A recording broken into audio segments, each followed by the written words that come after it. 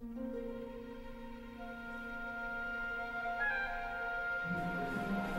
morning, everyone. It's, what the hell am I doing up so early on a Tuesday morning o'clock? It's so early, even the sun has this good sense not to be up yet. So, anyways, thought I'd share a little bit of the Spindrift stuff. It's my anyways videos. I always say anyways, I'm not sure why. I don't even know how long I've been saying it so long, but I guess I've been saying it for a long time. So here we go. Try to omit that as much as Seth Rogen omits his laughs from movies now. So, alright, I'm going to show you what some of the things that has to be done to this kit as far as, you know, little modifications around the side windows.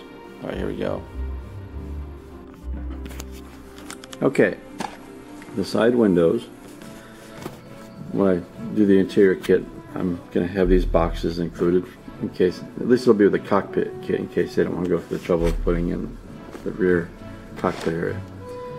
But the windows are straight down, you know, they'll cut straight down on the model, so you have to level them off this way, which means bondoing this out so that it'll fit straight.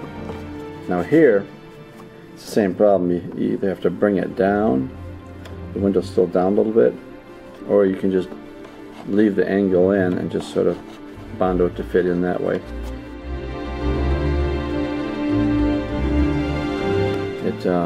Which I might do. I kind of like that little bit of bevel there, even though I know the real one probably did not have it. So, anyways, one thing I was quite surprised with is how much you can see through these windows. I guess because of the size of the model. What I'm going to do is throw a little light in here, and you know, of course, videos you just can't see like the eye, but you can see quite a bit in there. You can see the ceiling. Of course, the floor, a little cabinet in the back there. You know, I was quite surprised how much I could see, which is a good thing. And then, of course, this way, of course. No, I didn't put the little, light. I'm just using a little flashlight here. You can see the little cabinet. Nobody ever puts that little cabinet in there, except for fans, I guess. They make them up. Of course, the cockpit interior. So, again, with the light. Let me pull this a little bit through that doorway, I guess, but not a lot. Yeah, this is the interior so far. Even a little corrugated closet door down there, you know. And of course the whole thing, which I know a lot of you have seen pictures of. Got a little trimming to do along these edges because when I made this, I cut the floor down in here. There's some strips, but I cut them a little too low for this interior, at least. And so I had to raise it up a little bit. It's hard to really judge, which I tried, where the windows are going to line up on that part. It really is. So obviously I can't raise the windows without changing these parts all over again.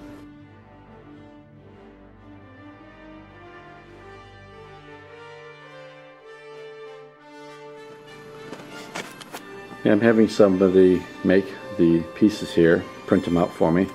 I could build them, but you know, I mean, it's a little bit of a hassle. I just don't feel like doing it, so why not have somebody do it? So it kind of gives you an idea what it's going to look like. So cross braces, and then the ceiling that I put in here will actually be made of this stuff I printed out that I found. I noticed in the show it has this sort of this sort of pattern here on it, perforated, you know, perforated holes, and it's sort of a bluish in color. So I just printed this out with a bluish tint, because if you use blue LEDs, it's going to be like a neon black light. That's the problem with blue LEDs; they're too vibrant. Where theirs were just white with blue gels, or they switch out gels for if they want to flash back on that rear wall there. Yeah, that would change colors, either red or blue or even white. So what they do is they just put gels behind there to light it, and then have it flash on and off, which must have been annoying when they're doing long takes, you know. So you can look at the doorway there. Something else I did, this is printed very large, too large, but this is a vinyl, it's like a silver it's a silver vinyl, basically, as I can say. This has a little blue tinge to it, though. But, you know, and a little too shiny. What I'm going to do is a test. I'm going to take this shiny vinyl, I'm going to spray it with dull coat to see if it has a sort of stainless steel look to it, because I think in the model it'll look great. These are decals, so these things aren't raised. But it's kind of like that with all decals when you think about it.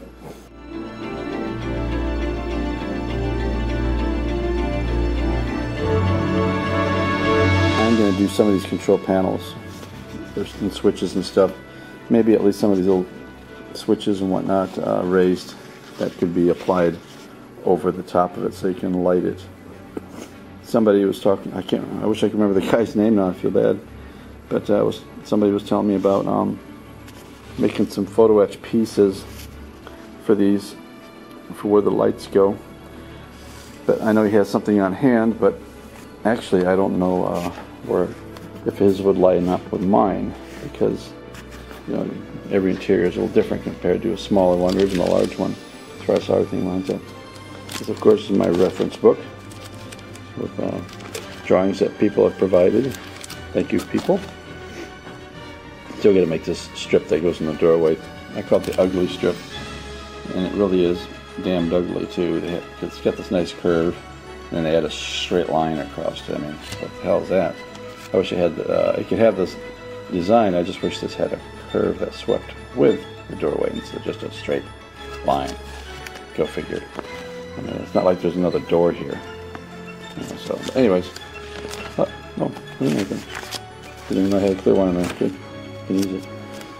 But like I said, just more and more pictures and reference of all kinds showing colors, which that's another thing. But I don't know what color this interior is supposed to be. If I know any better, as far as the same color as the Jupiter 2, of course these are black and white. And then the one that I printed out in the silver, you know, so it seems to vary in color. It looks like a beige or maybe a light tan. So I'm sure whatever color I paint, it's going to be wrong. Still going to make these little, you know, barrel lights and these little control things here, whatever they are. The kind of circular shape of little buttons and stuff on it. There's a better photo of it, more or less. Got to find a picture looking down on those things so I can see it.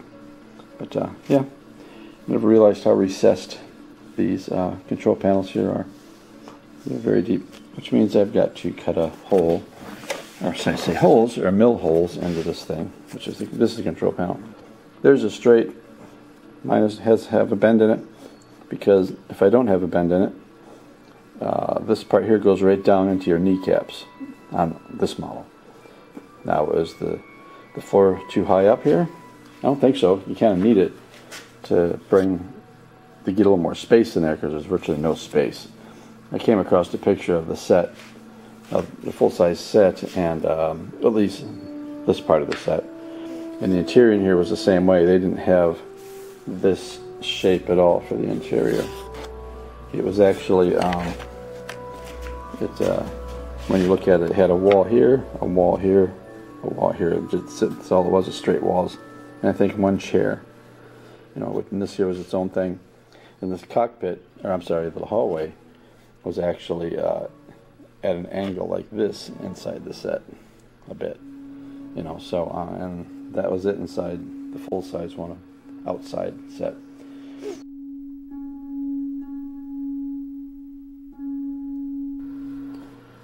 A friend of mine brought to my attention that these actually light up in here. The way I had it done before is they were just inset panels that were vacuum formed.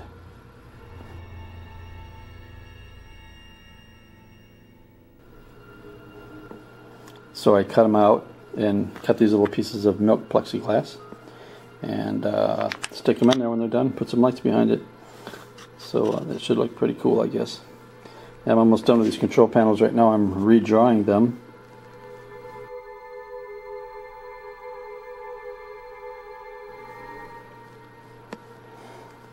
So you can see what they're going to look like now, and it'll be a pretty busy looking cockpit.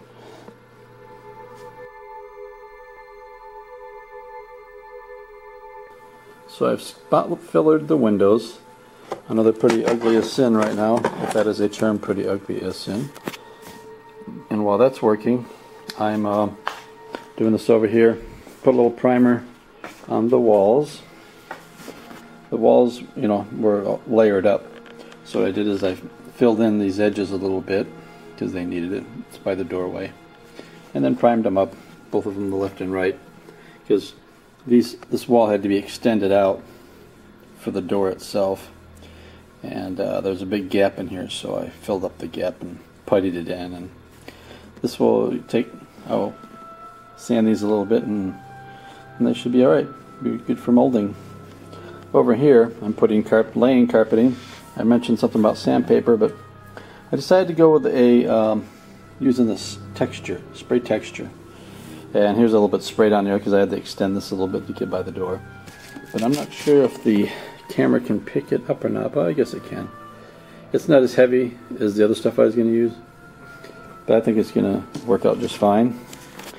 And next I shall start painting the chairs. Sorry, Mr. Hammerhead. Oh yeah, I also got these painted.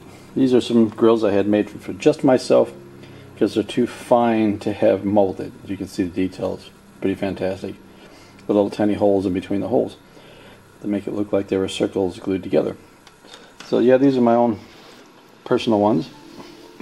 Of course, the chairs you've seen. So I'm going to start cleaning these up and paint them up. Now these chairs, a friend of mine told me there's some sort of green oxide. I'm not sure what that means because they look kind of bronzish to me in the pictures, but I'm colorblind too. So I need to find out the color of that and mix it up or however I do it. Unless they had sort of a metallic look to them for some reason. Of course, the base, which everybody has seen. And so that's it for that so far. Yeah, just moving along. I want to get this done so I can get back on the hammerhead. I guess that's it. Had a bunch of orders to fill, and I had company over last week, so I didn't work on it that much. That is. So just cleaned up the mold area. It was a god-awful mess. You know, some big models went out. The K spinner is a very labor-intensive kit to produce. So I got that done and started straight. And some other stuff, even some Spindrift parts that people have ordered, you know, chairs and stuff. I should have the cockpit ready for sale, I guess. I don't know.